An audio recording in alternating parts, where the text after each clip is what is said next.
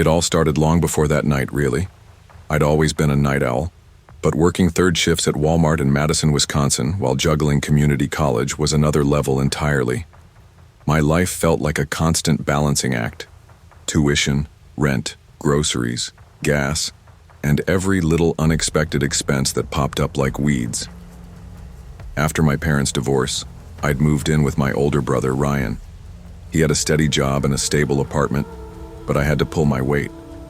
Money wasn't just tight, it dictated almost every choice I made.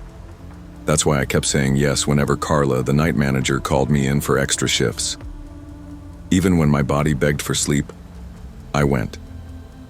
March nights in Madison were still chilly, the wind biting and the streets half empty after 10 p.m.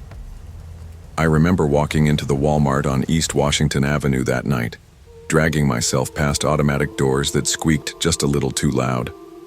The fluorescent lights flickered over a nearly deserted store, and that familiar smell, floor cleaner mixed with cardboard and something faintly metallic, hit me immediately. There weren't many people working the floor. Derek, Lena, and Marcus were the only ones around besides me. Derek grumbled constantly about his ex-wife and her latest drama.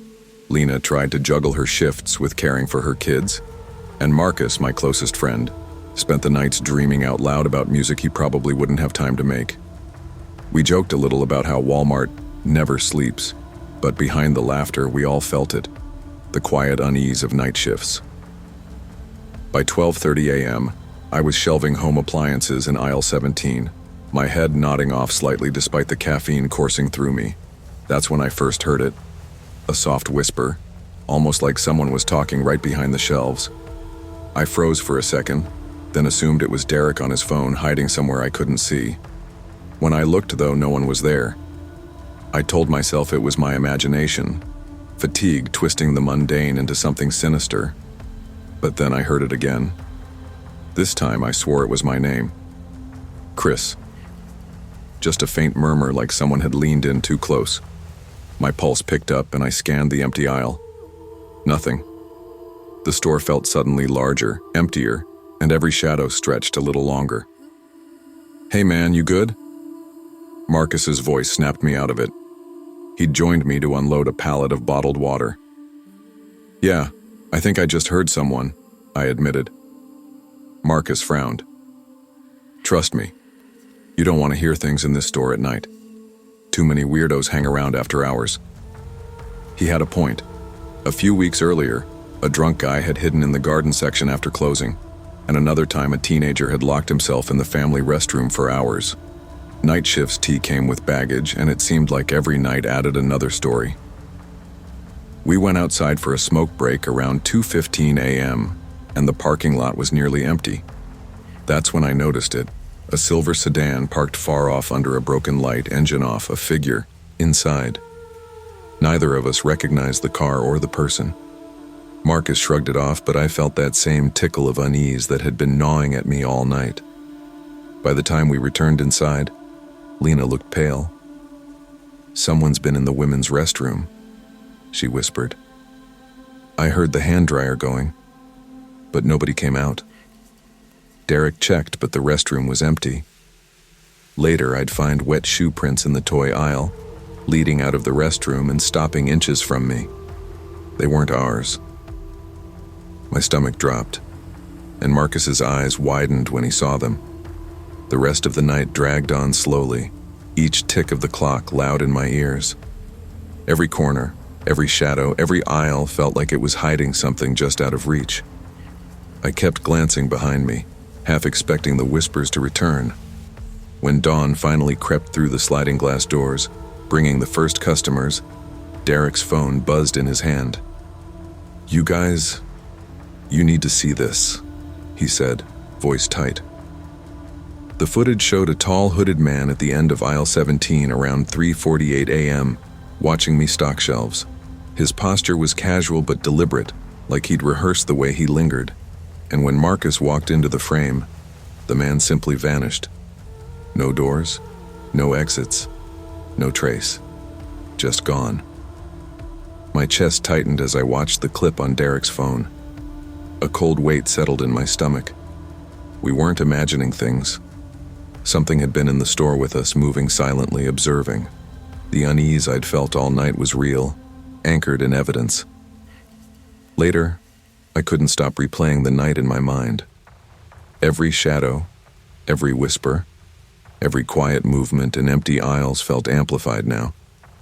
I kept thinking about the silver sedan, the restroom, the footprints, the way that figure watched without moving.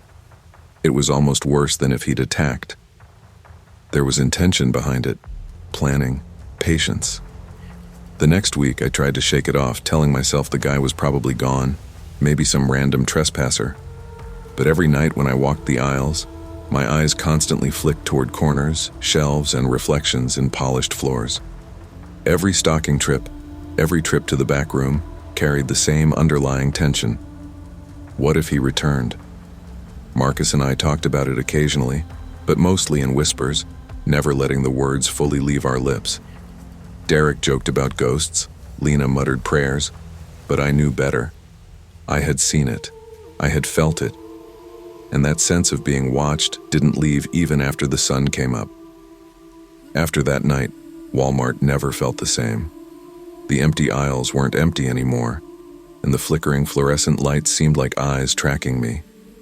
I started leaving my headphones at home, paying more attention to reflections in glass and metal. Every night shift became a game of observation, a mental map of exits, shadows, and possible hiding places. Even now, years later, the memory remains vivid. The whisper of my name in the dead of night, the vanishing figure, the subtle weight of someone unseen, lurking just out of sight. The store may be brightly lit, crowded with customers, bustling with activity, but past midnight, it's still a different place. A place where the ordinary becomes strange, and the smallest sound can remind you just how vulnerable you are. A few nights later, I picked up another shift, this time determined not to let the unease control me. I arrived at Walmart around 10 p.m., dragging a hoodie over my head and carrying a fresh cup of gas station coffee. The parking lot was nearly empty again, except for a few late-night trucks near the loading docks. I shook off the lingering chill from the previous week and tried to focus on the task at hand.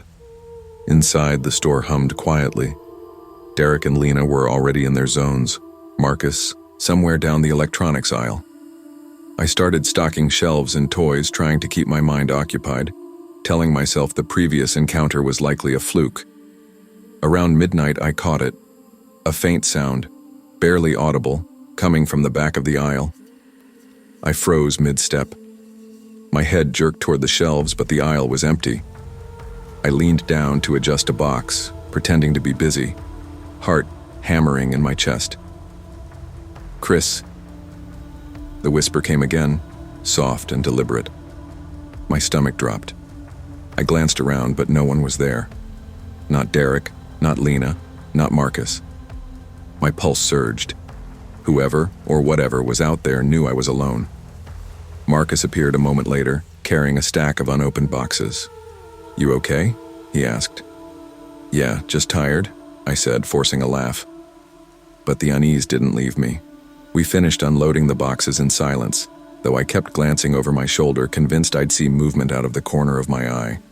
By 2 a.m., I decided to check the parking lot from the loading dock doors. It was empty, save for the distant hum of a truck leaving. I turned back inside, and that's when I noticed it. Wet footprints stretching from the employee restroom to the end of the aisle. My stomach sank. These weren't from any of us. They were fresh. Marcus leaned over. "Seriously? Those stop right here?" I nodded.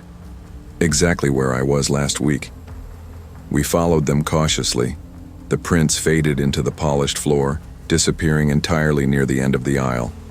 Whoever left them had done so deliberately, leaving no other trace. My mind raced with scenarios, all of them unsettling.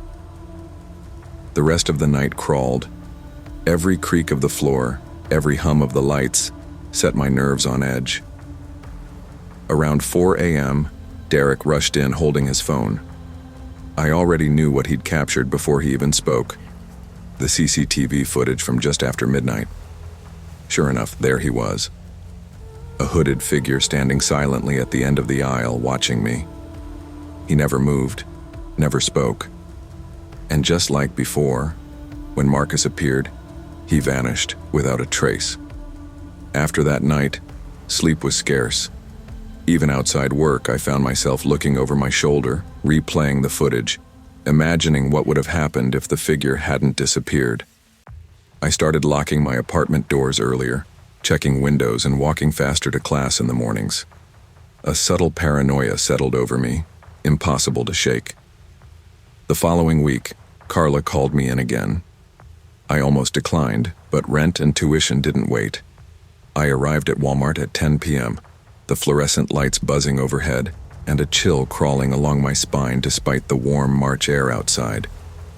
Derek was muttering about the slow night. Lena had a cold, and Marcus greeted me with a weak grin. Around 1 a.m., I was in the toys aisle arranging board games when I heard it, the whisper of my name again. My hands froze on the boxes. "Not this again," I muttered under my breath. I peeked around the corner and saw him, the hooded figure from the footage, just standing there, motionless, head slightly tilted as if observing. He hadn't moved an inch, yet somehow I knew he'd been watching me the entire shift. I stepped back slowly, my heart hammering.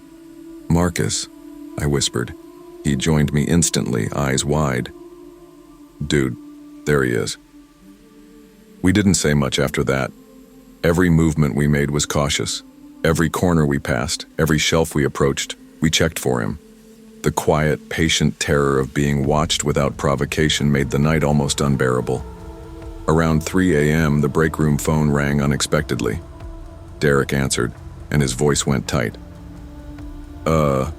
Someone's at the front door. Waving?"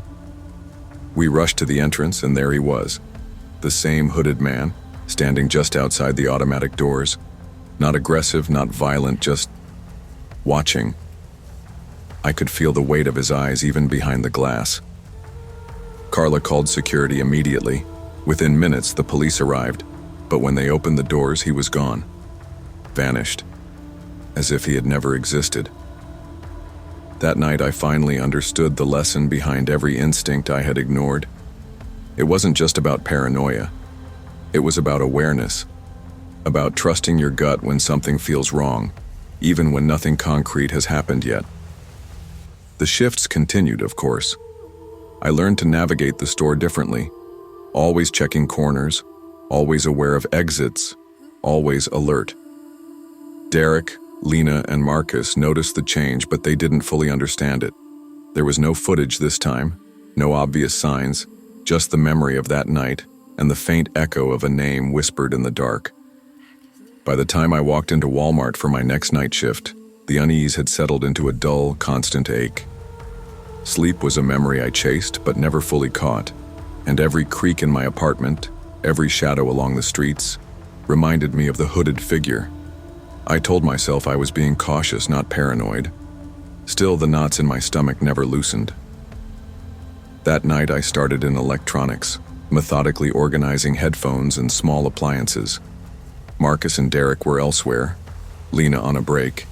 The store was quiet, almost unnervingly so.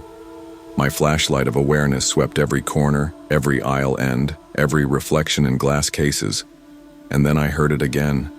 My name, whispered just behind the shelves. I froze, letting my eyes adjust. There he was, the hooded man, casual posture, hands in pockets, perfectly still. My chest tightened. I realized something horrifying. He had been here before. He knew my patterns, my habits, how I moved through the store. His presence wasn't random, it was calculated. I whispered for Marcus, who had been restocking nearby. He arrived quietly, hand on the pallet jack, eyes wide. "There he is," I said under my breath. We followed him from a distance, careful to stay out of view, moving like shadows ourselves. He didn't acknowledge us. He wasn't frantic, nervous, or hiding. He simply observed, a predator in a crowd, blending seamlessly into the fluorescent-lit aisles. Minutes stretched into what felt like hours. Then, near the loading docks, he paused, glancing briefly toward the security cameras. I realized he knew exactly how to manipulate the environment, staying in blind spots and lingering just long enough to make his presence felt but not caught. "Call security," I muttered to Marcus. He nodded, dialing quietly. By the time the store's official security arrived, the man had disappeared, gone through doors we didn't see him use, vanishing into the dark parking lot like smoke. I walked to the break room, knees weak, and sank into a chair. Marcus sat beside me, silent. Derek and Lena returned from their breaks, faces pale. We exchanged glances that said more than words ever could. In the days that followed, I couldn't shake the feeling of being watched. Every night shift became a game of awareness, strategy, and preparation. I started documenting every incident, every suspicious detail, learning to trust my instincts. I realized that caution didn't make me weak. It made me alert, responsible, and alive. It's easy to dismiss fear when nothing has happened, to convince yourself that imagination is overactive, that paranoia is irrational. But the world has subtle threats, people who blend into ordinary spaces, acting with quiet intent. Trust your instincts, stay aware, and never assume safety simply because the environment seems mundane. Working nights at Walmart taught me more than stocking shelves. It taught me vigilance. It taught me the value of observation, preparation, and respect for intuition. And most importantly, it taught me that the scariest dangers aren't always loud or obvious. They're quiet, patient, and just out of view. Even now, years later, I carry that lesson with me. Every dark aisle, every empty parking lot, every late-night errand reminds me, safety isn't about luck. It's about awareness, action, and trusting yourself when something feels wrong. Because in the quietest moments, when the world seems safe and still, danger can be standing right behind you, or whispering your name from just beyond the shelves. Always trust your instincts and stay aware of your surroundings. Danger often comes quietly, in places and situations that feel safe. Preparedness, vigilance, and intuition can protect you more than luck ever will. I've always been the kind of person who notices details others overlook. Maybe it comes from years of working odd jobs and juggling responsibilities, or maybe it's just the way I survive. That night in Boise, Idaho, at the Walmart on West Overland Road, I was about 12 hours into my overnight shift, and my mind was already frayed from a week of late shifts and life's little chaos. I'd been working there for about a year, mostly to keep things steady after my mom's medical bills piled up. Dad had walked out when I was 15, leaving me the oldest to shoulder the quiet responsibilities of adulthood while still barely scraping by. I never expected a normal life, but I didn't expect nights like this either. The rain was hammering against the glass doors, a steady drum that made every creak and shuffle inside the store echo like a warning. The parking lot glistened under the harsh streetlights, slick with water and empty except for the occasional car. I was manning the customer service counter, sipping lukewarm coffee and scrolling through my phone, trying to keep myself awake, when the store phone rang. "Walmart, how can I help you?" I answered automatically. The voice on the other end was slow, deliberate, chilling in its casualness. "Are you open?" "Yes, 24/7. Do you need directions?" I tried to keep the conversation normal. A pause, then a faint chuckle. "No, I can see you." I froze, my instincts spiking. My eyes shifted to the front doors, and through the rain, I saw him. A man standing at the edge of the lot, holding his phone like it was a weapon of sorts. He didn't move, didn't wave. He just waited. I forced a professional tone. "Sir, if you need assistance, you can come inside." And he did. The doors hissed open, and he walked in, soaked from head to toe. His jacket clung to him, water dripping onto the tiles. He didn't greet me, didn't introduce himself. He just stared, and the intensity in his gaze made me step back slightly. "I can help you with something?" I asked, trying to mask the tremor in my voice. "I need a gift," he said, flat, empty, like someone reading words off a script. Okay. What kind of gift? Electronics? Clothes? Toys? Something for her. He interrupted. Something about his calm, deliberate manner set off a warning in my gut. Who's her? My wife, he said, his lips twisting in a way that almost seemed like a smile but wasn't. Used to shop here. I rang him up for a small bouquet from the floral section, trying to keep things simple, but when he slid his card, it declined. He didn't flinch, didn't pause, just stared. Sir, do you have another card? I asked, voice tighter than I realized. Silence. Then a low whisper. She's here tonight, isn't she? I swallowed hard. I don't know what you mean. He turned and began walking calmly toward the back aisles near groceries. My pulse skyrocketed. At 3 a.m., the store was practically empty. Just me, Rachel in electronics, and Hector mopping near the deli. I pressed the small black security button under the counter and ran after him. By the time I reached the locked employee-only corridor, he was pounding on the door, yanking at the handle like it would give in to sheer determination. Open up. I know you're in there. I ran for help. Hector, call the cops. When the police arrived, he was still clawing at the door, muttering a woman's name, Rachel's middle name, Claire. The man was her ex-husband, someone she hadn't spoken to in 10 years, and somehow, some way, he had tracked her down. Even after he was detained, my chest felt tight every time the doors hissed open. The world suddenly felt smaller, colder, and less predictable than I had ever noticed before. The next week, I couldn't shake it. Every time I walked through the empty store at night, I scanned the aisles like a predator might scan its territory. I replayed every detail of his movements, the slow, purposeful walk, the empty stare, the way he targeted the employee-only corridor, as if he knew exactly what he was doing. I had worked security before, but nothing in my training could prepare me for the feeling of calculated intent that man carried. Rachel tried to joke about it a few days later. Well, that was fun, huh? Her laugh was hollow, but I understood why she said it. She needed to feel normal again. I didn't respond. I went back to my routines, but I was different now. I checked cameras more obsessively, noticed exits, stairwells, and parking lot blind spots. Every unfamiliar car outside made me tense. Every reflection in the tile floors set my nerves on edge. It wasn't paranoia, it was learned vigilance. The man had shown me how fragile the illusion of safety could be, even in a place designed to be mundane, predictable, and public.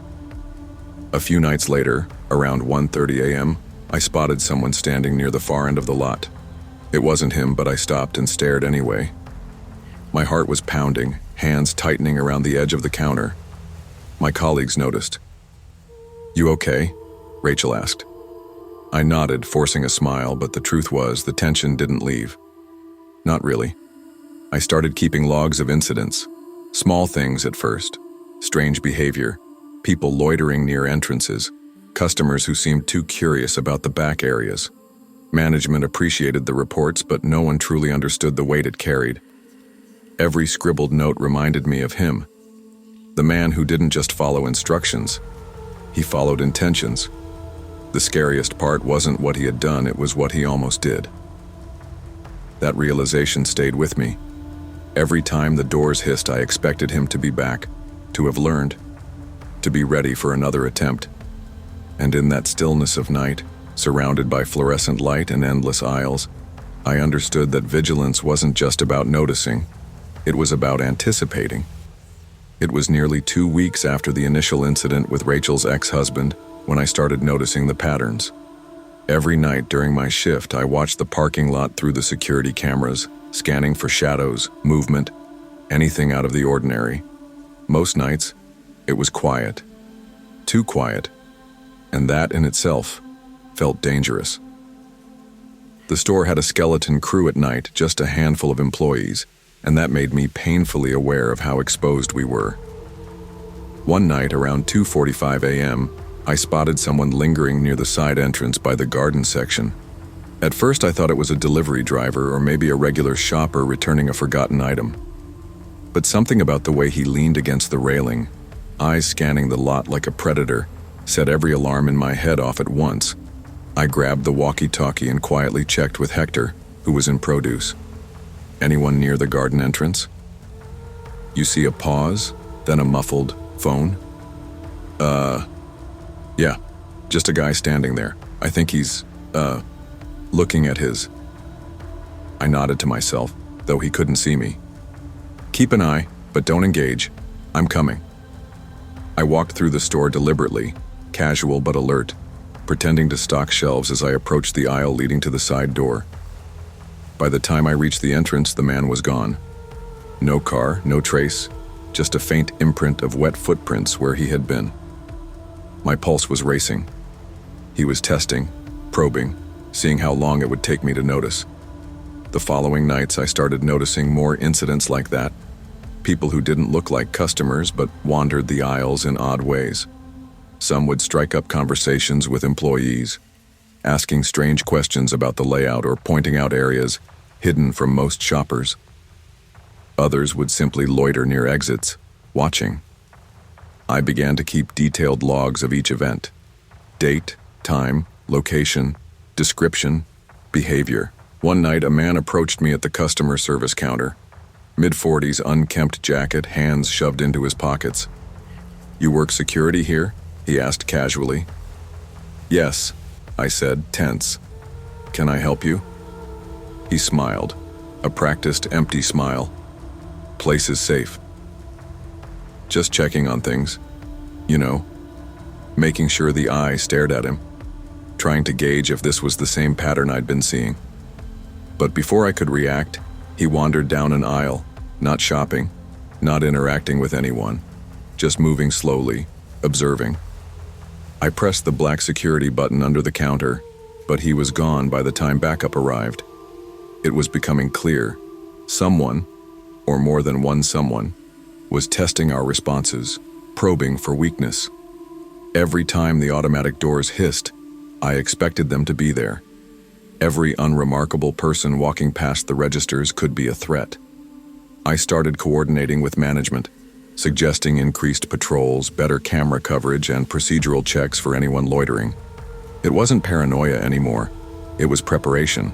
We couldn't predict the next move, but we could make sure it wouldn't catch us completely off guard. And even as the adrenaline faded each morning when the store quieted down, the tension remained. Vigilance had become routine, and I had started noticing details I would have previously ignored. The exact angle of someone's approach, the tilt of a head, a too quick glance toward the exits. I was learning the rhythm of subtle danger. The night of the most unsettling encounter came quietly, without warning. It was around 1:30 a.m., and the store was nearly empty. I had just finished restocking hygiene products when the automatic doors hissed. I looked up. A man was standing there, soaked from earlier rain, hands shoved into his pockets, staring with that same hollow intensity I had seen weeks before. My stomach dropped. "Can I help you?" I asked, keeping my voice calm. He smiled faintly, a smile that didn't reach his eyes. "Just browsing," he said. Then, without moving toward the main aisles, he drifted casually toward the back, near the employee-only storage. I followed slowly, keeping a safe distance. My heart thudded. This was the behavior I'd been tracking. Calm, deliberate, testing the boundaries. My mind raced through options. I could confront him. But if he was dangerous, I didn't want to provoke him. I could lock down sections of the store, but I needed evidence. I pressed the security button and called Daniel in asset protection, explaining the situation. He arrived within minutes, moving quietly through the aisles. The man didn't notice. He wandered, paused, and then suddenly walked past electronics, seasonal decor, and toward the exits. It felt like he was performing some kind of rehearsal. Daniel and I tracked him outside through the cameras. By the time we reached the doors, he was gone. No car, no person, nothing, just the quiet aftermath of his presence. After that night, I realized we were dealing with someone who thrived on observation and intimidation. He didn't need to threaten physically to unsettle the staff. His presence alone was enough. It changed the atmosphere of the store, and it changed me. Vigilance had become second nature. I noticed shadows where they shouldn't be, felt unease when someone loitered near a corner, double-checked exits and blind spots. Even off duty, I found myself scanning parking lots, wondering if someone was following a routine similar to his. Sleep was restless, always half-watching, always alert. I knew that in these small, mundane spaces, stores, aisles, parking lots, people could hide intent behind casual facades, and it became clear. Knowing the threat didn't remove it. Awareness didn't make it vanish. But preparation and vigilance could limit its impact. It was a Tuesday night, the kind of quiet that makes every small sound feel amplified. I was midway through my shift, restocking the household aisle when the store felt off. Not chaotic, not noisy, just wrong in a way I couldn't shake. My gut tightened. The automatic doors hissed open, and my pulse jumped. A man stepped in, tall, soaked from the drizzle outside, hands shoved into his jacket pockets, staring at me with that same hollow intensity I had learned to recognize. He didn't rush. He didn't speak. He just existed in the space, surveying everything and nothing all at once. "Can I help you?" I asked, keeping my tone neutral but firm. He tilted his head slightly, like he was reading me for some hidden weakness. "I'm just looking," he said flat. But I didn't buy it. Every instinct screamed that this was the same pattern I'd been observing for weeks. Calm, deliberate, calculated. He wasn't shopping. He was testing. I pressed the black security button under the counter, signaling Daniel. Within minutes, he arrived, moving quietly but assertively through the store. I kept a safe distance behind the man as he drifted past aisles, lingering, pretending to inspect items. He paused near electronics, glanced toward the employee-only doors, then moved on without any sign of agitation. My heart raced. I realized then that this wasn't about confrontation. This was about control, about intimidation, about creating fear without a single word raised. I stayed calm, following procedures, calling for backup when needed, documenting every move. By now, the man was near the seasonal decor, and the faintest hint of frustration flickered across his face. He wasn't expecting an audience, a witness who wouldn't flinch. Daniel intercepted him near the front aisles, asking him to step aside for a check. He hesitated, then slowly complied. I watched, tense but relieved, as Daniel escorted him outside while other staff secured entrances and exits. Police were on standby and arrived shortly after. That night, we finally got answers. The man had been roaming, looking for patterns, studying the store layout, and testing reactions. No merchandise had been taken, no employee harmed. But the fear he instilled had been enough to disrupt our routines and make the familiar feel unpredictable. Afterward, I sat down in the empty store, lights buzzing softly overhead. My hands were still shaking. I realized something vital. The world wasn't inherently safe. Danger often didn't announce itself with aggression or obvious threats. Sometimes it came quietly, subtly, almost politely. And the only thing that stood between ordinary life and chaos was vigilance, preparation, and trust in one's instincts. I also thought about Rachel, the other staff, and the countless shoppers who would never know how close some moments came to becoming dangerous. It wasn't about paranoia. It was about awareness, about seeing the ordinary world clearly, noticing the small signals, and acting before it's too late. From that point on, procedures changed. Security presence was increased. Staff were trained to recognize subtle warning signs. Cameras were repositioned to cover blind spots. I kept my logs updated, detailed and precise, a record of what could go wrong and how to prevent it. I still think about him sometimes, the hollow stare, the calm approach, the way he tested boundaries without a single word of threat. He taught me a lesson the hard way. The ordinary can hide danger, and safety is never guaranteed. Vigilance and awareness aren't about fear. They're about respect for the unpredictability of life. Danger doesn't always announce it's trusting your instincts. Ordinary people in ordinary spaces can become heroes simply by noticing what's out of place and acting responsibly. Safety isn't luck. It's deliberate, careful attention. I still remember moving to Flagstaff like it was yesterday, even though it's been years. After Mom passed away, I felt like the world had quietly shifted on its axis. Dad was gone, and I had a younger sister, Jenna, in college. She was smart, stubborn, and fiercely independent, but she was still my little sister. I wanted to be close, to make sure she didn't feel alone. Flagstaff was small, cold in winter, and full of people who looked past you if you didn't fit the scenery. Money was tight, bills never ending, so when the Walmart Supercenter on Woodlands Village BLVD offered me night shifts, I jumped at it. The night crew was an odd mix, but somehow we made it work. Angela, tired but sharp, could make the worst midnight shift feel tolerable with her dry humor. Devin, the quiet mechanic type, never overshared, but his steady presence grounded the team. Milo, who was trying to save for travel after dropping out of college, was always talking about some far-off country he'd one day visit. I wasn't close with any of them, not really, but there was a rhythm to our shifts, an unspoken understanding that the store could get weird after midnight, and we had each other's backs. Winter nights in Flagstaff were long and cold. The store lights reflected off the snow in a way that made the aisles look endless and empty. Weeks before, someone had vandalized the men's restroom mirror with red paint. The cameras hadn't caught a thing. Another night, a stranger had been found hiding in the garden section, bundled under tarps. No one knew why, and it rattled the crew for days. The store always had an undercurrent of unease after hours, like the walls themselves held secrets.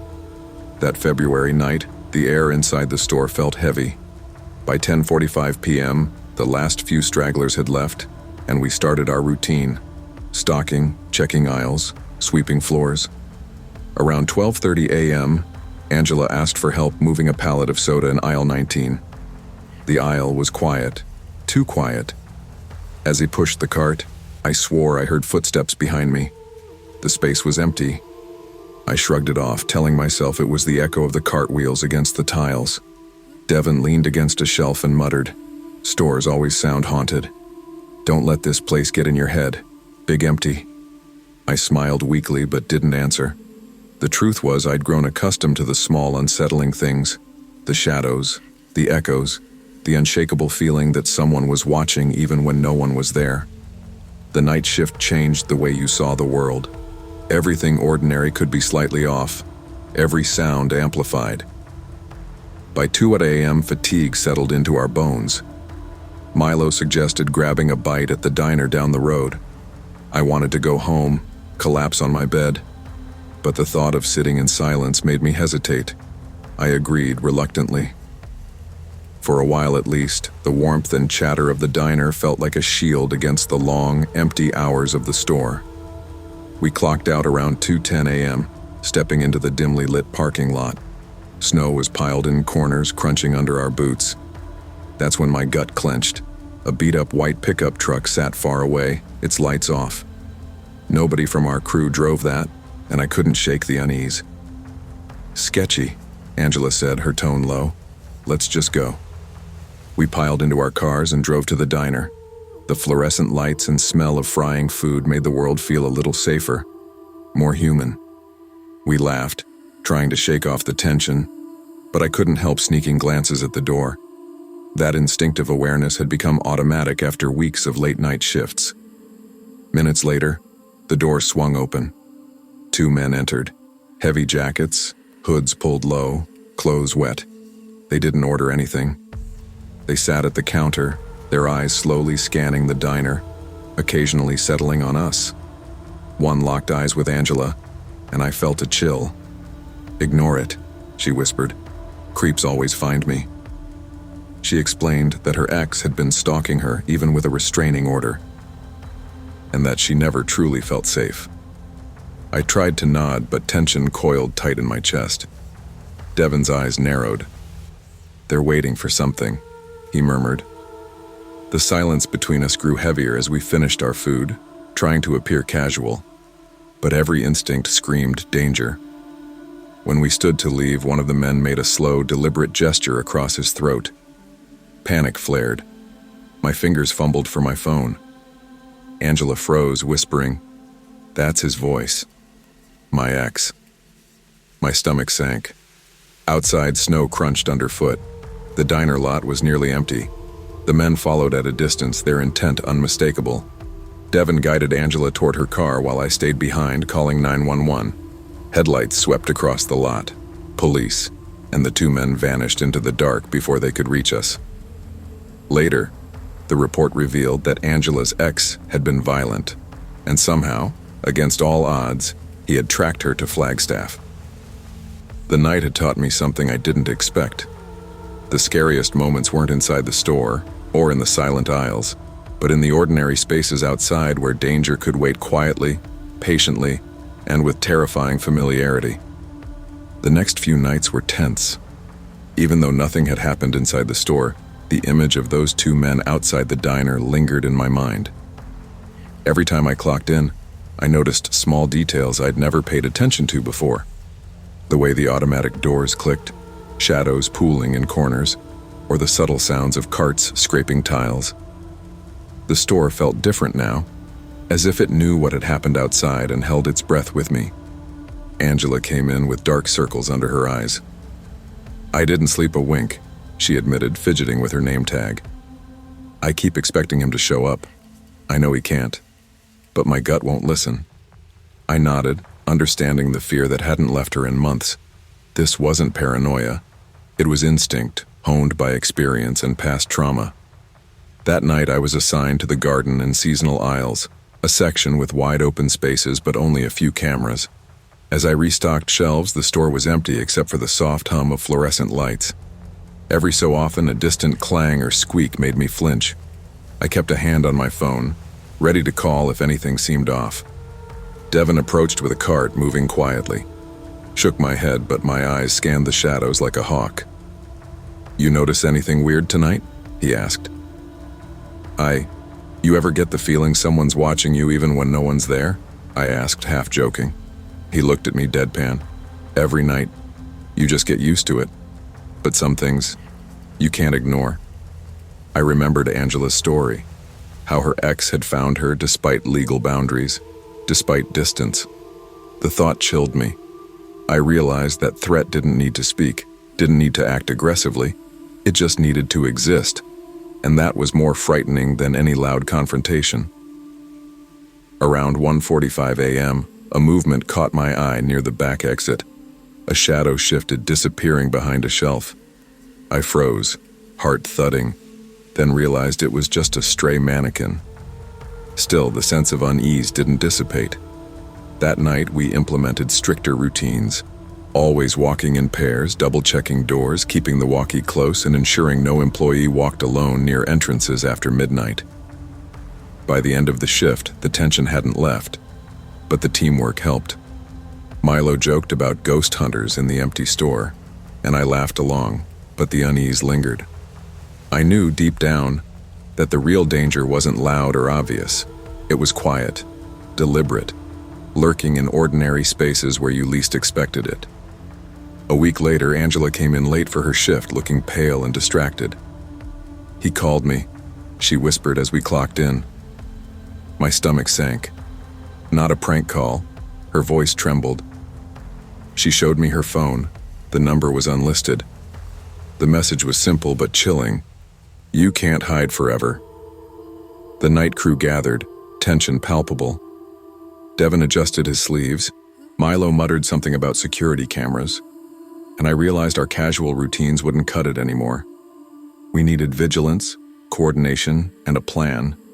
We rotated responsibilities, ensuring no one walked the aisles alone, and established a system of check-ins every 20 minutes. I monitored the store entrances like a hawk, noting every vehicle in the lot, every unfamiliar figure on the sidewalks. Every creak of the doors, every distant footstep felt amplified. Around 2:30 a.m., a car pulled into the lot, a black sedan, tinted windows, engine idling. My pulse quickened. Devin and I exchanged glances. Milo called out, "New customer?" But his voice wavered. I grabbed the walkie, reporting to the rest of the crew. The car stayed for a few minutes, then left. We never saw the driver inside. Angela was shaking. "It's like he's testing us," she said softly. I nodded. That was exactly what I feared. Someone observing, studying, waiting for a misstep. The threat wasn't about force. It was about control. The night dragged on. Every aisle, every corner, every shadow felt like a possible trap. I realized how much fear could alter perception, heightening awareness, sharpening senses, and teaching lessons you couldn't learn any other way. By the end of the shift, we were exhausted but alive. The black sedan, the messages, the lurking presence, they hadn't succeeded, but they had left an indelible mark. We couldn't go back to our previous sense of normalcy. Vigilance wasn't paranoia. It was survival. A few nights later, I arrived at the store earlier than usual. The snow from the previous week had mostly melted, leaving icy patches that glittered under the streetlights. The lot was empty except for a single delivery truck, and the familiar hum of the fluorescent lights welcomed me. But I couldn't shake the tension in my chest. Angela had requested the night off, and I knew she needed space, but that left Devin, Milo, and me alone for the quietest, loneliest hours. Around 12:15 a.m., the front doors hissed open. My pulse spiked before I even turned to look. A man stepped in, soaking wet, wearing a dark hood and a long coat. He didn't look at anything on the shelves. He only scanned the store, slow, deliberate, like he was memorizing every corner.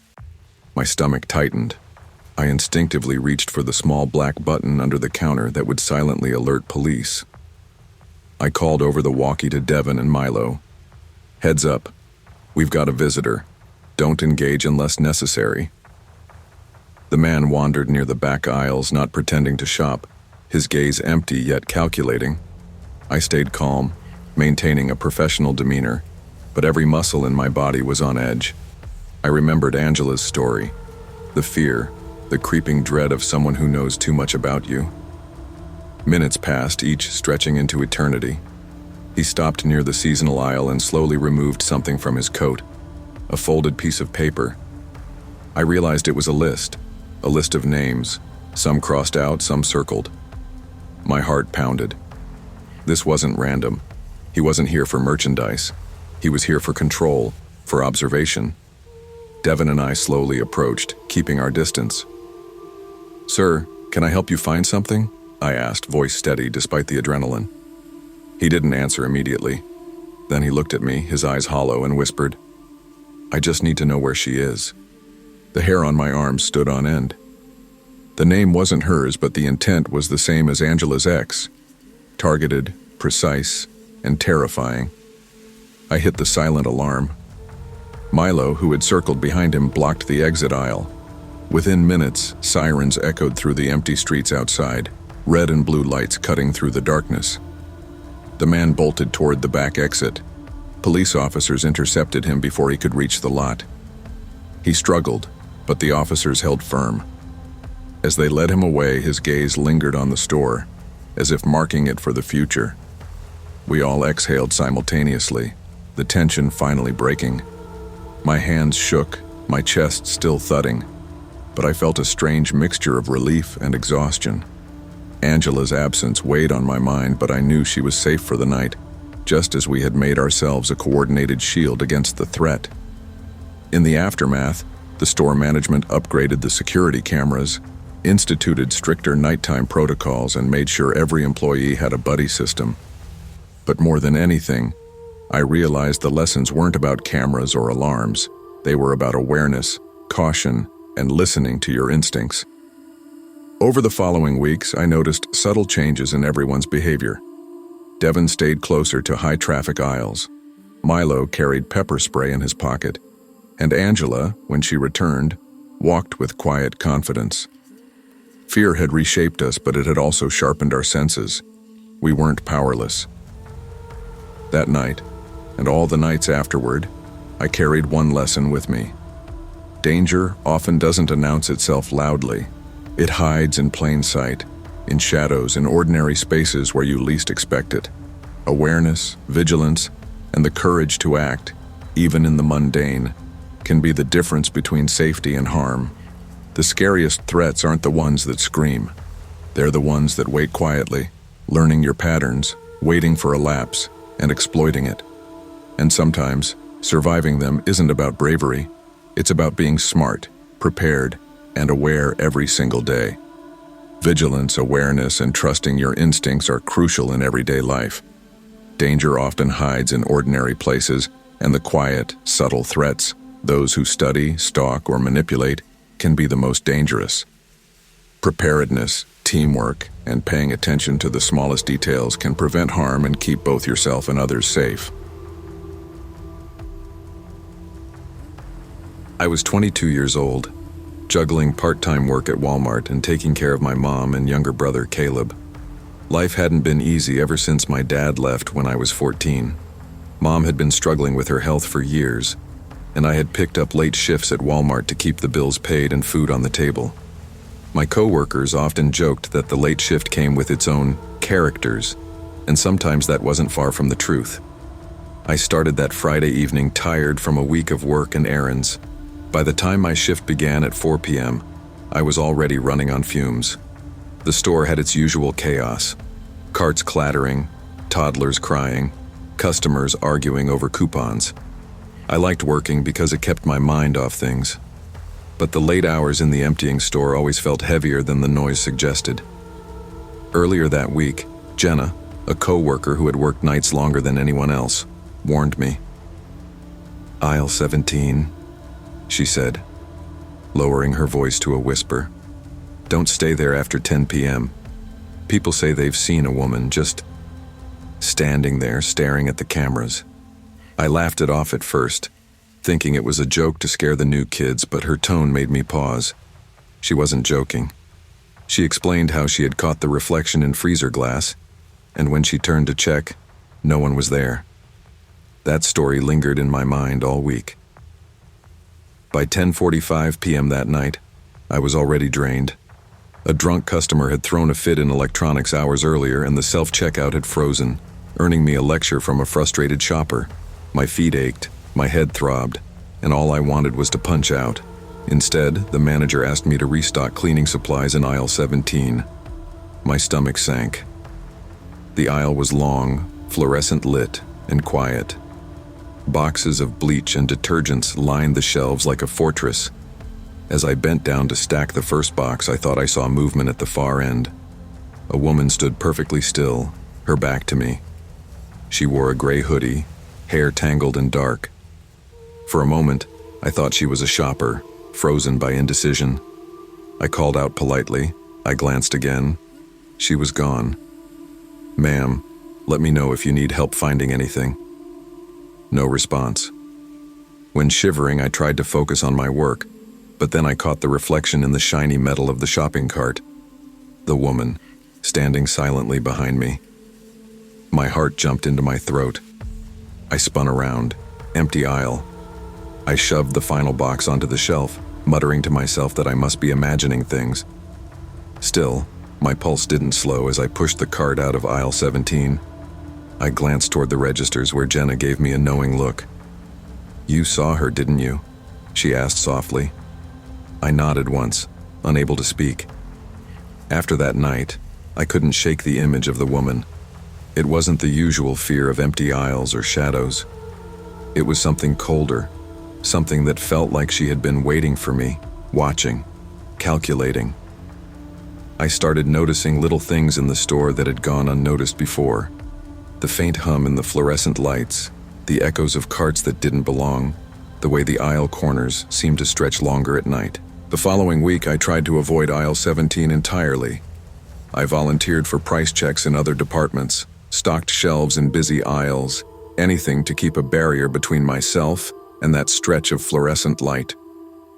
But the manager didn't let me off easily, and eventually I was back there again. Another late Friday. It was almost midnight. Most of the store was empty except for the occasional customer wandering between aisles, their carts squeaking. I was restocking laundry detergents, carefully placing bottles in neat rows. That's when I saw her again. At the far end, motionless, dark hoodie concealing her face. Her stance was unnatural, too stiff to be anyone browsing. I froze. My mouth went dry. "Ma'am?" I called, voice wavering. No reply. I tried rationalizing it. Maybe it was a mannequin, maybe a reflection, but my instincts screamed otherwise. Every fiber of my body told me something wasn't right. I slowly stepped toward the aisle, heart hammering in my chest, and she vanished. The chill crawling up my arms felt like it was more than cold air. It was a presence. I caught myself checking the reflections on the freezer glass again. There she was, behind me. I spun. Empty aisle. My pulse spiked, and a bead of sweat slid down my temple. I tried to keep moving calmly, but the boxes felt heavier, and every sound seemed magnified. When I finally made it to the registers, Jenna's expression told me everything I needed to know. She had seen her before, too. My own fear reflected back in her knowing eyes. That night, I made a silent vow. I wouldn't volunteer for the night shift again. Not for anything. Even as I left the store, the fluorescent lights casting shadows across the empty parking lot, I felt her watching.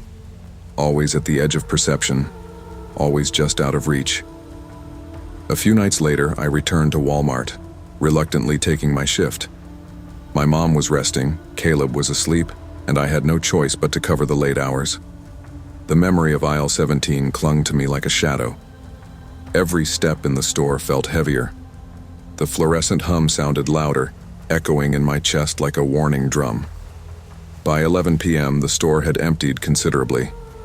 I was restocking paper towels in a quieter aisle when I noticed a customer wandering too close to aisle 17. A chill ran down my spine. I tried to concentrate on my work, but every instinct screamed to watch that aisle. I moved toward it just to glance and froze. The woman was there again, standing perfectly still at the end, hoodie concealing her face. I could feel her eyes on me even if I couldn't see them. My throat went dry, and I could hear my own heartbeat in the quiet. I called out, "Ma'am, you need help finding something?" My voice sounded small. She didn't move. The emptiness around her felt suffocating. I considered leaving, but curiosity and fear rooted me to the spot. Slowly, I pushed the cart down the aisle, boxes rattling under my hands. The moment I approached halfway, she disappeared again, leaving only the echo of her presence. I ran to Jenna at the registers, voice shaking. "She's here again. I swear she's real." Jenna didn't argue. She simply said, "Just keep your distance, don't engage." But distance was impossible. Every night she seemed to know where I would be, appearing when I least expected it. I started noticing strange reflections in the polished floors, a movement that wasn't mine, shadows that lingered at corners. Even when I left, I could feel her presence in the echo of the store's automatic doors. I began leaving earlier, cutting down my shifts whenever I could. Yet something in me, some mixture of curiosity and fear, compelled me to stay long enough to watch, to see what she wanted, why she was there. Each night she appeared, perfectly still, her presence unsettling in its silent, almost purposeful nature. One night I decided I couldn't just run anymore. I had to understand what was happening. I clocked in at 10 p.m., convincing myself it was just a stressful job playing tricks on me. But the moment I pushed a cart toward aisle 17, my stomach twisted. She was there again, at the end of the aisle, hoodie low, arms hanging by her sides. Her stillness was unnatural, almost deliberate. I swallowed hard. "Ma'am, you can't just stand here. It's not safe," I said, trying to maintain a calm tone. Her head tilted slightly, just enough for me to feel that her eyes met mine. And then she moved, slowly, deliberately, one step toward me. My heart pounded in my chest as I backed away. I decided I needed backup. I ran to the front, explaining the situation to the manager. There's someone in aisle 17. She's not shopping, she just stands there, watching. There's the manager, half annoyed, agreed to come with me. When we returned, the aisle was empty, not a sign of anyone. My pulse didn't slow. Something about her presence lingered, like a cold breath in the back of the store. That night, I started documenting what I saw. Dates, times, movements, everything. It became a routine.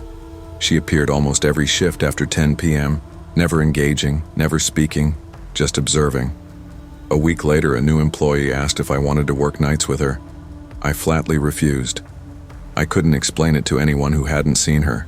It wasn't just fear. It was a sense of calculated patience, like she was waiting for something, waiting for me to slip, to make a mistake. By the end of the month, I had convinced myself that aisle 17 was cursed or haunted, or at least that my mind had convinced me of it. But the reflection of her eyes in the metal cart, the way she always seemed one step ahead, that was real. I've always been the type to overthink, a trait my friends lovingly mock and my professors occasionally exploit. Balancing graduate school, 2 part-time jobs, and a social life that barely exists, I often find my thoughts tangled in deadlines and obligations. But there's another layer to it, one I never talk about much. A lingering unease in spaces that are usually considered ordinary, everyday places. It's not anxiety in the clinical sense, more like an instinct I can't explain, an alert that hums quietly in the back of my mind. That Saturday night started innocuously enough. Ethan and I had left a small get-together at a friend's apartment. I was already tired from a long week, my shoulders stiff from carrying textbooks and grocery bags like a human mule. Ethan, ever the optimist, suggested we stop by Walmart to grab snacks before heading home. I hesitated at first. Late-night Walmart runs have never been my favorite, especially when the parking lots are poorly lit and the aisles echo with emptiness. But Ethan's easy smile and casual reassurance, "It's just Walmart, not a crime scene," won me over. We pulled into the lot around 12:40 a.m., the fluorescent glow inside the store contrasting sharply with the slick darkness outside. The lot was nearly empty, puddles reflecting the harsh yellow of street lamps and the occasional red tail light of a distant car. My stomach twisted in a knot, an instinctual warning I tried to dismiss. "It's fine," I muttered to myself, following Ethan toward the sliding doors. Inside, the store was almost deserted. The usual hum of refrigerated units and buzzing fluorescent lights seemed louder in the absence of shoppers. It was the kind of silence that presses down on your chest if you let yourself notice it. We moved past the frozen food section when I caught sight of him. A man in a gray hoodie, hands twitching, pacing back and forth like he was having a conversation with someone invisible. His eyes flicked toward me repeatedly, and even as I tried to focus on the aisle ahead, a chill crept over my skin. Ethan glanced at him and shrugged. "Ignore him," he said, though his voice didn't carry the same calm it usually did. I wanted to believe it was nothing, but instinct sharpened every small detail, the twitch of his fingers, the way his gaze lingered too long. Every aisle we turned into, I noticed him subtly moving closer. And then, a woman with tangled hair and a stained jacket appeared near the bleach section, standing frozen, staring as if lost in some private trance. My voice barely whispered to Ethan, "Something feels off. Let's just pay and go." He nodded, but I could see his own unease flicker in the shadows of his eyes. By the time we reached the self-checkout, my hands shook as I scanned our snacks. I kept glancing over my shoulder, seeing the man now leaning casually against an empty cart, eyes locked on me. There's something about being watched that makes the skin crawl. A slow, suffocating pressure you can't shake. I wanted to hurry, to leave, but every movement felt measured, calculated. I tried to remind myself it was late, that people could be odd without being dangerous. But instinct knows better. We stepped outside into the night, and the rain-slick asphalt mirrored the street lamps, creating distorted reflections that made the lot feel larger and emptier than it already was. Relief washed over me briefly, until I saw them. The man striding toward us purposeful, and the wild-haired woman trailing, awkward and jerky, trying to tug at our car door. My heart lurched violently, and I clutched the keys like a lifeline. Ethan reached for the driver's side, trying to talk to the man. "We don't have anything, calm down," he said. But the man's voice rose, insistent and threatening. "Don't lie to me, then I'll take your wallet." Fear is strange. It doesn't always scream.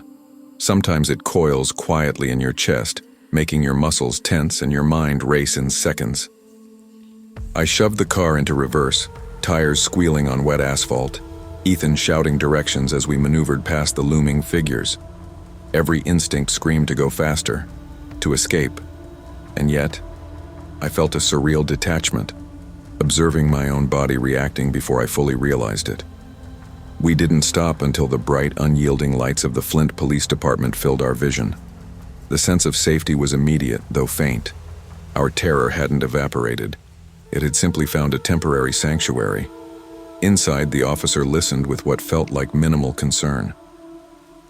"Yeah, we've had trouble with them hanging around before," he said casually, shrugging off the intensity of our encounter.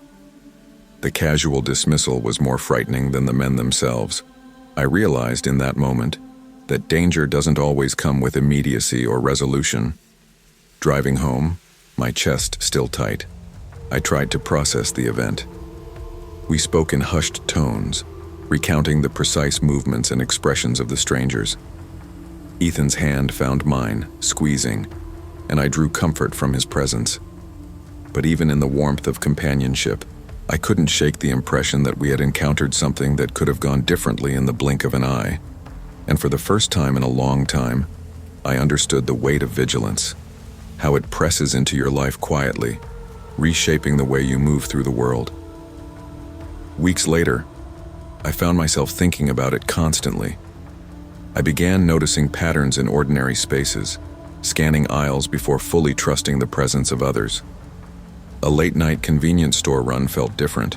A trip to the library became an exercise in awareness. The unnerving thing about strangers isn't always the threat. They may never act. But the knowledge that someone could act, and that your life depends on noticing the subtleties, is heavy. It was during another late-night Walmart visit, this time with my daughter Ava, that the same uneasy sensation returned. Her oversized glasses reflected the overhead lights, and her innocent curiosity, the kind that makes strangers smile, made me realize how vulnerable she could be. A man approached, casual, smiling softly, pointing her toward the back of the store as though sharing a harmless tip. My stomach flipped. The casualness was deliberate, rehearsed. I stepped forward calmly, guiding Ava's small hand in mine. Her eyes widened, and for the first time, I saw a flicker of comprehension, a recognition of subtle danger. Even after leaving the store, the unease lingered. I called her school, asked about stranger danger lessons, and watched her responses closely. I explained in simple terms that not all danger looks like a monster, that sometimes it comes in the form of a friendly voice, a baseball cap, or a casual gesture. Teaching her vigilance felt like armor, a way to equip her without stealing her innocence. Months passed, and I took other precautions. Dash cams, careful parking, a mental checklist for public places. Each decision, seemingly small, locking doors immediately, keeping shopping trips short, staying alert in the presence of strangers, was a conscious act of survival. Work as a night security contractor had taught me that vigilance isn't paranoia, it's practice. Every observation, every instinctive pause could prevent disaster. I carried that lesson into personal life, extending it to family, friends, even casual acquaintances. The memories of that night stayed vivid. Even mundane errands became exercises in awareness. I noticed patterns in the way people move, the way the mind can trick you into underestimating ordinary threats. I realized how quickly normality can bend into something frightening, and how ordinary locations, stores, parking lots, quiet streets, can transform in an instant when someone chooses to exploit the inattentive. Looking back now, I recognized that fear has a dual nature. It is at once debilitating and protective, shaping behavior while preserving life. I remain cautious, aware of the shadows that linger even in bright, familiar places. But I also understand something crucial. Vigilance, empathy, and preparedness are not mutually exclusive. Teaching my children, equipping myself, and trusting instincts doesn't mean living in constant terror. It means respecting reality and ensuring safety without sacrificing life's small joys. Even after years, I still remember the twitchy man, the wild-haired woman, the slick parking lot under street lamps, and the brief moment of terror when everyday errands turned into a lesson about human unpredictability. Walmart, once just a place for mundane shopping, became a symbol. A reminder that danger often wears ordinary clothes and moves quietly, and that survival depends on noticing the smallest signs before it's too late. It's not about living in fear, it's about living aware. Life doesn't always announce danger in obvious ways. Often the greatest threats are subtle, ordinary, and easy to dismiss. Awareness, vigilance, and trust in your instincts are essential, not to live in fear but to navigate the world safely. Protecting yourself and loved ones requires paying attention to the small signs and acting decisively when intuition signals something is wrong. Ordinary spaces can hide extraordinary risk, and preparation is the difference between being a victim and staying safe. I didn't exactly plan on working nights, but life has a way of pushing you into decisions that feel more like survival than choice.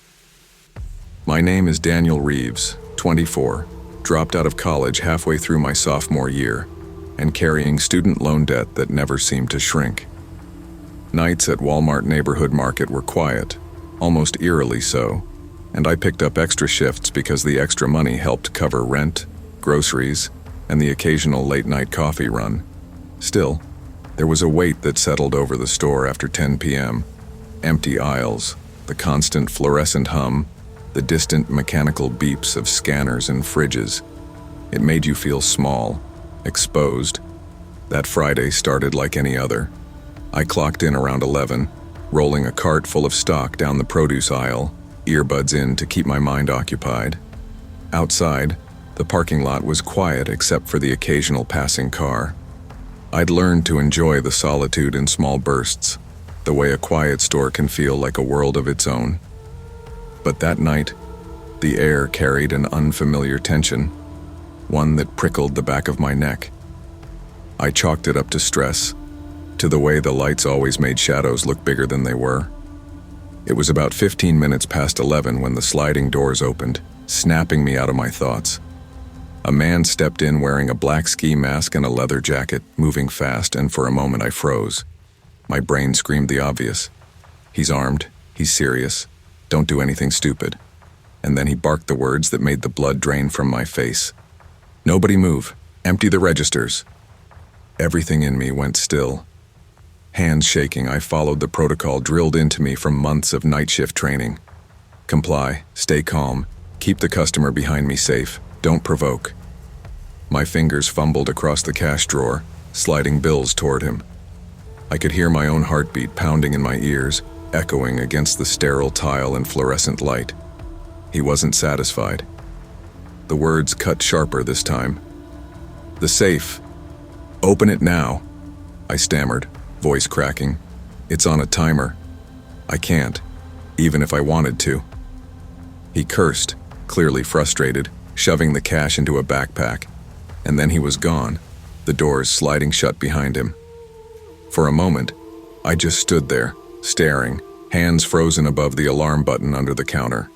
Then I hit it, my palms sweaty, and called the police. When the officers arrived minutes later, their calm professionalism clashed with the adrenaline still coursing through me. We reviewed the security footage together, and that's when something gnawed at the edges of my mind. 2 days earlier, a middle-aged man had been in the store, asking me oddly specific questions about closing hours, camera angles, and security procedures. Watching the footage frame by frame, the detective paused. There was a connection between the two men. Subtle, almost imperceptible, but undeniable. Their glances, the way they moved, the way they communicated outside the frame, it was deliberate. After that night, I tried to return to normal life, but normal had shifted. The store that had once felt mundane now carried a lingering tension. Every late-night shift, every empty aisle reminded me of the man in the ski mask and the feeling of helplessness when danger is in your face and you have no choice but to comply. Detective Lauren Mason called a few days later. "We found a white panel van," she said, voice clipped but serious. She described the contents: camping gear, merchandise from multiple stores, 3 men inside. One of them was Harold Benton, the same man who had questioned me days before. Hearing that name sent a shiver down my spine. He sat calm in custody, muttering the same cryptic phrase over and over. "There is a devil all the time." Something in his composure, the way he repeated those words like a mantra, left me uneasy in a way that the ski mask never had. In the following weeks, the media covered the arrest lightly, but the details were enough to keep me awake at night. Every knock at the door, every car passing too slowly in the lot, felt like a potential threat.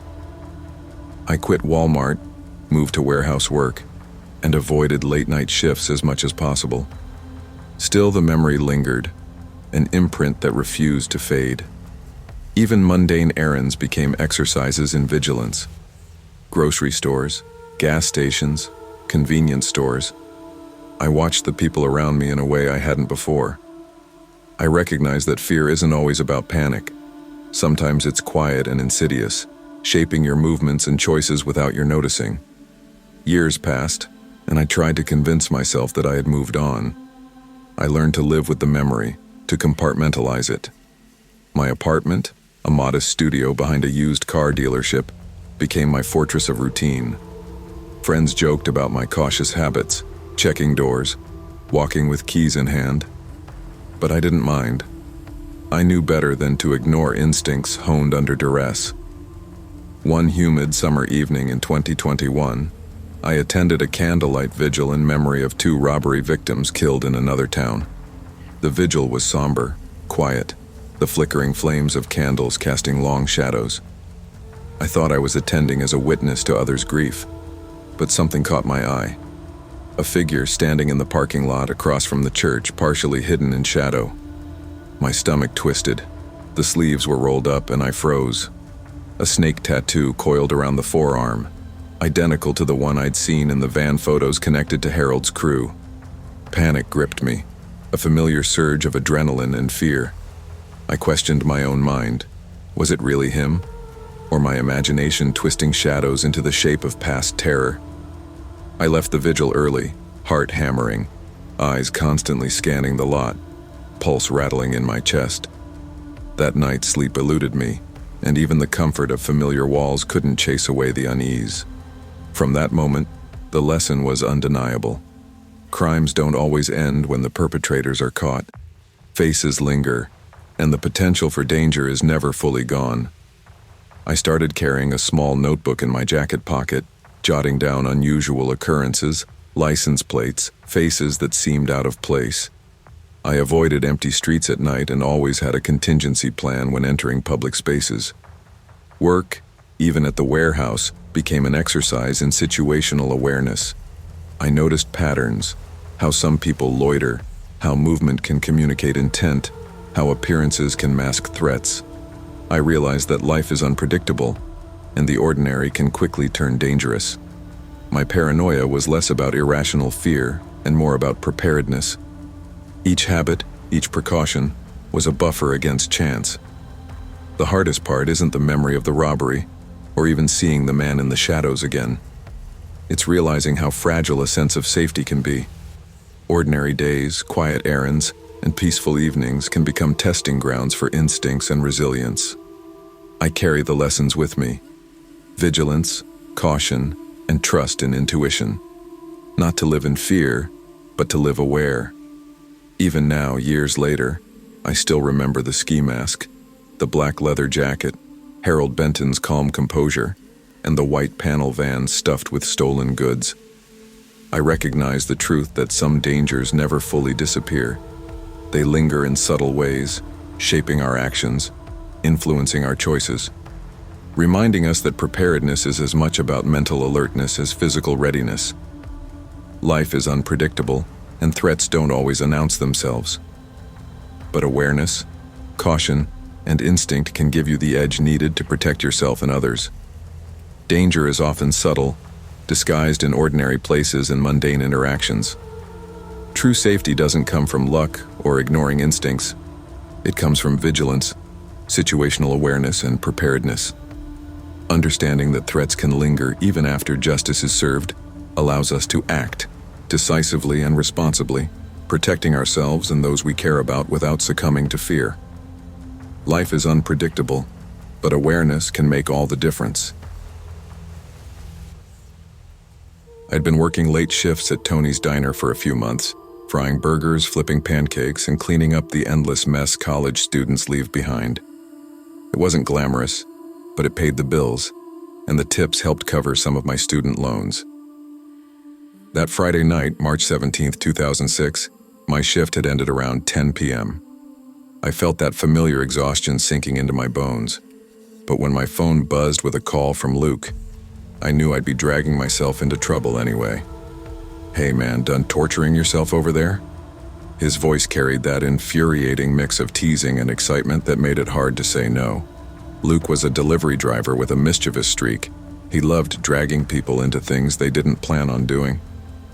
"Come grab a drink before you pass out. Megan's coming too." Megan. I swallowed hard, my chest tightening at the thought. She was the kind of girl who laughed at my dry humor, brushing her hair behind her ear, and made me feel lighter than I had in weeks. I agreed, feeling both dread and excitement, knowing my body wanted sleep, but my brain craved distraction. We met at a small diner near the corner of Main and Walnut. Luke had already claimed a booth, and Megan was sitting there with a grin. I could tell she'd been laughing at something Luke had said, but when she saw me, she tilted her head, her brown hair in a messy bun. I smiled, trying to sound casual as we grabbed greasy burgers and coffee. Our conversation bounced between college woes, part-time job frustrations, and little jokes that made us lean closer without even realizing it. The hours melted away in laughter, and I felt an unusual warmth, the sort you don't notice until it's gone. After finishing, Luke, ever the instigator, suggested we swing by Walmart. "Just snacks for the ride home," he said. That sounded harmless, though I could sense an underlying plan to drag us into some trivial chaos. The streets were nearly empty as we drove, and when we pulled into the Walmart parking lot around 10:30 p.m., the lot was dimly lit, slick from recent rain. The sense of quiet made me uneasy even before we stepped inside. The store was almost deserted. Fluorescent lights hummed overhead as we walked past aisles stacked high with cereal boxes, laundry detergent, and discounted Halloween decorations left over from last year. Luke wandered ahead jokingly, as though guarding us from some invisible threat. Megan and I stuck close together, sharing small jokes, lingering glances, and the kind of silent communication that made me acutely aware of her presence. There was a rhythm to our movements, a closeness I hadn't expected, a fluttering in my chest. Then I noticed him. A dirty-looking man stood near the electronics section, leaning against a shelf, muttering under his breath. His eyes, dark and intense, stayed locked on Megan in a way that made my stomach twist. Luke noticed first. "Hey, buddy. Need help finding something?" His voice was casual but firm. The man's gaze flicked to him, then back to Megan before slowly retreating into the next aisle. Megan shivered and pressed her hand against my arm. "Do you think he's dangerous?" she whispered. I swallowed hard, a mixture of protectiveness and a strange thrill surging through me. "Let's stick together," I said, guiding her toward the checkout while Luke lingered, keeping an eye on the man's direction. Even as we moved through the aisles, I couldn't shake the sense that we were being watched. Walmart at night had a strange emptiness that amplified every shadow, every sound. It wasn't fear of the store itself. It was the awareness that danger could lurk in the quiet, in a person standing too still, muttering to themselves, waiting. The checkout line felt slower than usual. the fluorescent lights above flickering intermittently. My palms were sweaty as I scanned snacks, bags rustling with every motion. Megan's hand brushed mine as she adjusted a bag, and I felt a surge of protective instinct, almost primal. Luke was still ahead, occasionally glancing back, trying to keep a sense of casualness about the situation. But I knew he was tense too. Outside, the parking lot was empty except for a few distant cars. The air was cool and damp, the wind slicing across our faces. My heart jumped when I saw the man again, standing near the exit, motionless, just watching. Megan grabbed my hand tightly and I whispered sharply, "Move." Every step toward the car felt like walking through invisible tension. He didn't follow, not yet, but the sense of his presence made me tense. Luke climbed in behind us, hands slamming the steering wheel, muttering, "He's been creeping on Megan for way too long." His face was pale, serious in a way that was almost frightening, considering how often he made light of situations. Once inside the car, I locked the doors and exhaled shakily. The relief was temporary, like a shallow breath before the plunge. Megan leaned against me, quiet and tense, the warmth of her head on my shoulder grounding me amidst the adrenaline rush. The night air felt heavier outside the vehicle, like the city itself was holding its breath, waiting for something to happen. We drove in silence, the only sounds the hum of the engine and the distant drip of rain from the lot lights. My thoughts spun uncontrollably, the man's stare, the way he had lingered, how easily someone could become a threat when nobody expected it. I felt the strange combination of anger and adrenaline, the protective instincts amplified by closeness and concern. When we finally reached Luke's apartment, we shared coffee, trying to laugh off the tension, but the unease lingered, a residue in the corners of our minds. Megan rested her head against my shoulder again, and I felt a sense of intimacy that had transformed from flirtation into quiet safety. It was an intimacy born of fear, adrenaline, and shared vulnerability, a bond that neither of us had anticipated. Even as we parted ways later that night, I kept replaying the man's stare in my mind, the knowledge that not every stranger will step back when they have the chance to linger. Walmart had been ordinary before, just a store, a stop on the way home. That night, it became a place tied to vigilance, caution, and an awareness of the unpredictable. The next week, Walmart occupied my thoughts in strange, uncomfortable ways. Every time I passed a store, even in daylight, my mind automatically scanned aisles, shadows, and people who lingered too long. Megan's texts were frequent, gentle reminders of concern and shared experience.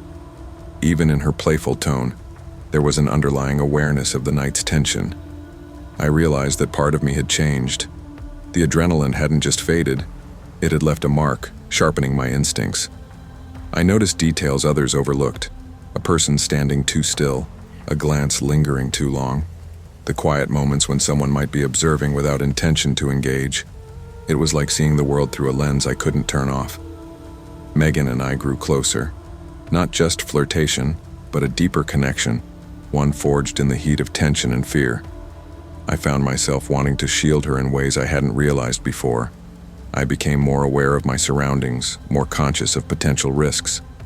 It was exhausting sometimes, but it felt necessary. Luke, true to form, laughed off my growing vigilance, though I could see the unease in his eyes when we recounted the night. It was a shared lesson, that danger could exist quietly in ordinary places, and that being aware, cautious, and protective wasn't paranoia. It was survival. Months passed, and the memory of that night became something of a constant companion. Walmart trips became exercises in awareness. Even with mundane errands, I carried the lingering residue of fear and vigilance. I understood more than ever that safety is a fragile construct, contingent on attention, instinct, and timing. Megan and I continued seeing each other, our bond solidified. Fear had created intimacy in a way laughter alone never could. That night had transformed ordinary moments, the casual walk through aisles, the small jokes, even the mundane act of shopping, into a memory etched with awareness, vigilance, and closeness. I began to reflect on courage differently. It wasn't about confronting danger recklessly. It was about presence of mind, alertness, and protecting those you care about. That night had shown me that fear, when acknowledged and acted upon responsibly, could forge connections and lessons that lasted far beyond adrenaline and panic. Years later, I still think about that night. It was more than a scary encounter in a Walmart parking lot. It was a lesson in awareness, trust, and the way shared fear can bond people. Megan and I stayed close, our relationship a quiet testament to how moments of danger can illuminate the value of connection and protection. Luke eventually moved away, but I kept that vigilance alive, a subtle but essential part of my outlook. The man's stare, the empty aisles, and the flickering fluorescent light stayed with me as reminders that ordinary places could hold the extraordinary risk, and ordinary moments could transform into lessons that last a lifetime. Life can place us in seemingly ordinary spaces that suddenly feel dangerous. True courage is not the absence of fear, but acting thoughtfully despite it. Awareness, vigilance, and protecting those you care about are crucial skills. Shared fear can create trust and intimacy, showing that even in frightening circumstances, connection and responsibility are the strongest defenses we have. I still remember that morning like it was yesterday, March 14th, 2023. The chill in the air made me pull my jacket a little tighter as I walked into the Walmart on Ridgeway Avenue in Springfield. I had just turned 19. High school was behind me, and my parents were adamant, "Start working now. College can wait." I wanted independence, and at the time, Walmart felt like the right place, steady hours, benefits, and the sense that I could finally handle my own life. The store smelled the same as always, a mix of floor polish, canned goods, and that faint hum of fluorescent lights buzzing overhead. I clocked in, flashed my ID at the front, and headed to electronics, my assigned department. At first, everything was routine: stocking shelves, answering questions about HDMI cords or TV mounts, helping customers find controllers. I liked the rhythm of it, the repetitive motions, the small victories when I helped someone locate a missing charger. It gave me a strange comfort after years of school chaos. I started to notice the people around me. Maya, a part-time cashier, had a laugh that could cut through the early morning grogginess. She often worked the late-night shifts and would cover for me if I ever needed a quick break. Her humor was sharp, witty, and completely unfiltered, the kind that made stocking shelves feel less like a chore. We would exchange jokes while folding discount DVDs into neat rows or restocking the video game section. But then, Ethan joined. Ethan, the new department manager, had this confident swagger that immediately made him the center of attention. I first noticed him when he lingered too long around Sophie, a young cashier. He offered her friendly shoulder massages as the customer line grew longer behind them. Sophie laughed awkwardly, but there was a tension in her eyes I couldn't ignore. I froze, unsure if I should step in. The store was supposed to feel safe, predictable, even boring at times. But Ethan made me uncomfortable in a way I couldn't shake. Weeks passed, and Ethan's behavior only escalated. One evening, I walked into the stockroom expecting boxes of paper towels or seasonal displays. Instead, I found Ethan cornering Jenna, one of the floor associates. She looked frozen, her back against the wall, eyes wide with panic. My stomach twisted. I didn't know whether to yell, to run, or to wait until he left. My instinct was screaming at me to act, but fear rooted me to the spot. Later, I cornered Maya in the break room. "Something's wrong," I whispered, voice low, eyes darting around to make sure no one else heard. We debated what to do. Fear of retaliation gnawed at me. Ethan was charming in public, commanding in meetings, and clearly respected by corporate. But leaving it unspoken felt like betrayal. Finally, I reported the incidents. I felt exposed, vulnerable, and angry all at once. By the next morning, Jenna was gone, fired without explanation. Ethan's smug smile when I walked past said more than words ever could. Rage collided with guilt. I had acted, but what had it cost someone else? The tension in the store shifted. I could feel my co-workers' eyes on me, whispers behind my back. Some defended him, some avoided me entirely. My comfort, my routine, even my friendships seemed to fray in the fluorescent-lit aisles where I had once felt secure. Standing up for right had consequences I hadn't anticipated, and it scared me more than anything Ethan had ever done. The days that followed were a blur of anxiety and vigilance.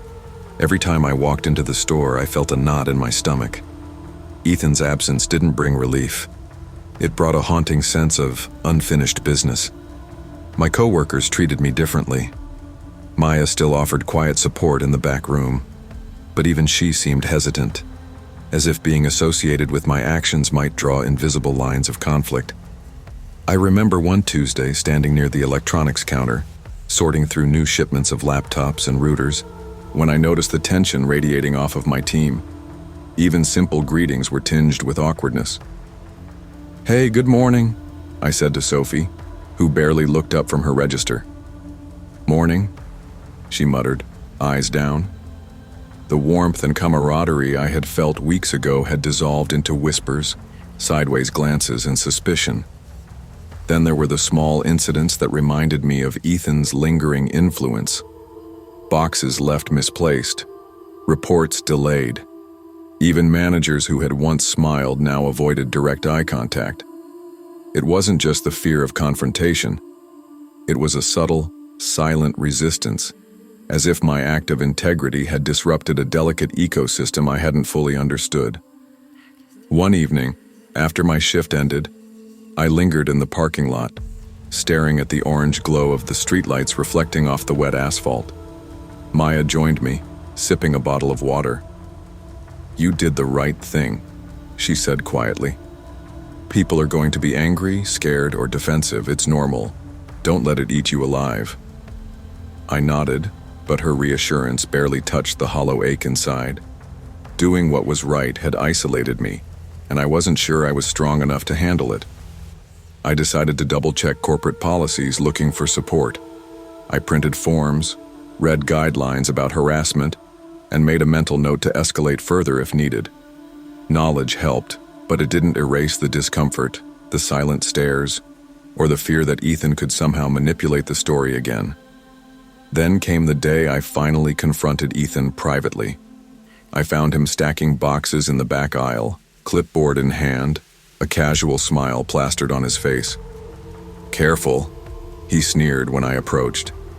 "You could lose more than a job." Rage surged through me, hot and relentless, but I held my voice steady. "You're fired," I said internally. But out loud I maintained a calm tone, recounting the incidents, escalating the report to district management. Ethan's expression flickered. A hint of unease, a sliver of fear, perhaps, but he maintained his smug exterior. Weeks later, corporate confirmed he was gone. Fired, but the cost lingered. Co-workers whispered, avoided me. Some even outright defended him. My once familiar aisles felt like alien terrain. My sense of security had been fractured. I began to notice subtle patterns of human behavior I had never seen before. How fear could silence. How power could protect the wrong people. How doing the right thing sometimes required walking alone. I started keeping notes, documenting each interaction, preparing myself for any future encounters. Knowledge became my armor in a workplace that suddenly seemed more treacherous than I had imagined. Isolation breeds reflection. I spent nights replaying every moment. The cornered associate, the whispered warnings from Maya, the helpless look on Jenna's face. I questioned my courage. Was I brave enough to continue, or had I simply survived by accident? I wrote down each interaction, each fear, each subtle intimidation, as if chronicling the story would somehow clarify my role in it. One Thursday, while arranging electronics displays, I caught a reflection in the glass of the security cameras.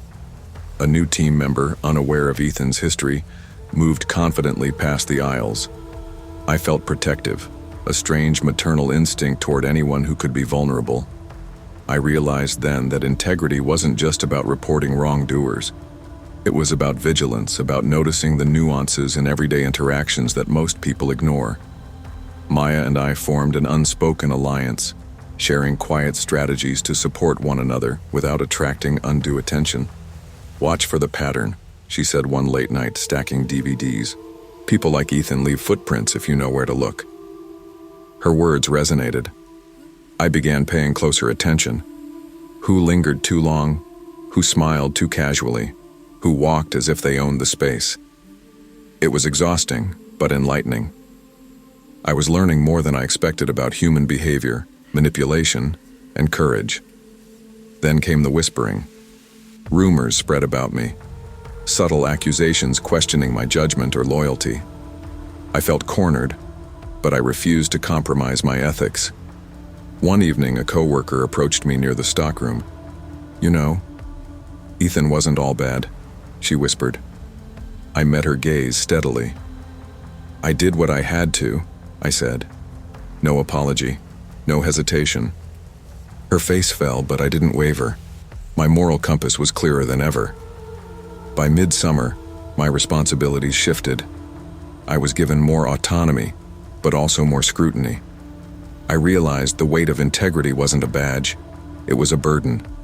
Every decision had consequences, visible or invisible, and I had to navigate them carefully. Yet, each time I helped a new associate, intervened quietly in a tense moment, or stood firm, I felt a quiet sense of accomplishment. My actions, though small, mattered. The final weeks before I quit were some of the hardest. I felt both empowered and exhausted. Corporate had my back regarding Ethan, but the social fallout remained. Whispering coworkers, avoided eye contact, subtle accusations, they reminded me that courage often isolates you. My shifts became exercises in endurance, patience, and careful observation. One evening, as I stocked the video game shelves, I overheard a customer complain loudly about a missing console. I stepped forward, resolved the issue quickly, and felt a small sense of normalcy returning. It reminded me why I had chosen this job in the first place: independence, responsibility, and growth. Even amidst fear and tension, there were moments of clarity where I knew I could navigate both human and professional challenges. Maya and I shared a quiet moment during the late-night close. "You did good," she said. "People will forget Ethan, forget the whispers, but they won't forget how you acted." I nodded, realizing that even if the recognition wasn't immediate, my actions had left a mark.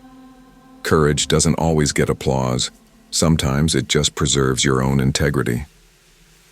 The day I quit, I walked out of Walmart with a mixture of relief and pride. The fluorescent lights hummed overhead, the aisles empty and quiet. I had faced fear, intimidation, and betrayal, but I had also discovered the strength within myself to act ethically. Walking past the electronics section one last time, I remembered Ethan's smug smile and Jenna's terrified eyes. I had acted, and in doing so, I had protected others even at personal cost. As I drove away, I realized the moral of my experience. Integrity is often tested in ordinary moments. Courage is not about grand gestures, but about standing firm when it matters most, even when the world seems against you. I had learned that doing the right thing might isolate you, might cost you comfort, but it preserves the one thing no one can take: your self-respect. I didn't know what the future held: college, a new job, new challenges. But I carried with me the lesson that standing up for what is right, even in the face of fear and adversity, is always worth it. True courage is not the absence of fear. It's the decision to act ethically despite it. Integrity often comes at a personal cost, but it preserves the most valuable thing of all: your sense of self. I had always imagined my first real assignment as a state health inspector would be routine: checking temperatures, sanitization logs, labeling dates, and occasionally asking a few questions about procedures. After weeks of training, I finally had my own inspections under my belt. Thursday, June 15th, 2023 felt like the perfect start. I arrived at Walmart on Brookside Avenue in Akron, Ohio, just after 8, the evening rush thinning as the night crowd settled in.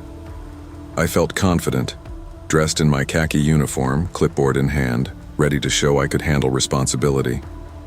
At first, everything felt normal.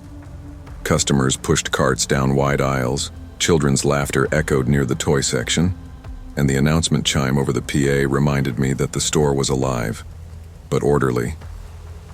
I smiled at employees as I passed, introduced myself, and started at the deli.